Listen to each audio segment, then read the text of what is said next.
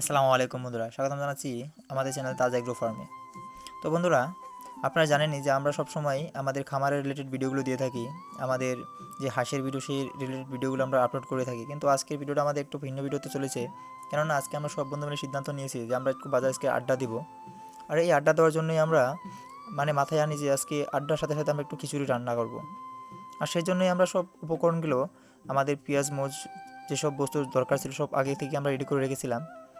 আর সেজন্যই আমি আপনাদের সেই বাজার করার সময়গুলো বা কাটাকাটি সময়গুলো দেখাতে পারছি না। তো আজকে যিনি রান্না করছেন সে হলো আমার সব ছোটোকালের বন্ধু, বাল্যকালের বন্ধু মুজাম্মেল হক জিন্না।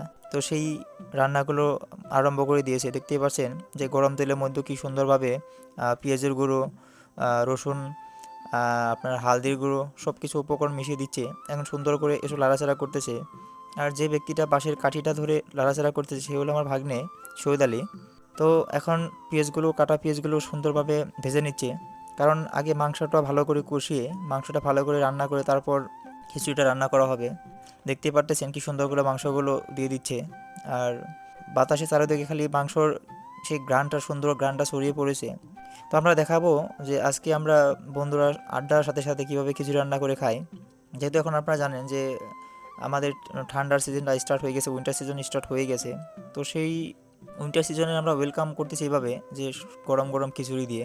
যেহেতু আমাদের এই এলাকায় ওইরকম ঠান্ডা পড়ে না এখনও, এরকম যেরকম ঠান্ডা হয় সেই ঠান্ডাটা এখনও আসে নাই, কেবলমাত্র আরম্ভ হয়েছে। তো রান্নাবান্নার সাথে সাথে এখন আমাদের মাংসর কষানোর কাজটা শেষ প্রায়। এখন আমরা পানি গরম করে সেখানে খিচুড়ির জন্য প্রস্তুতি নেব।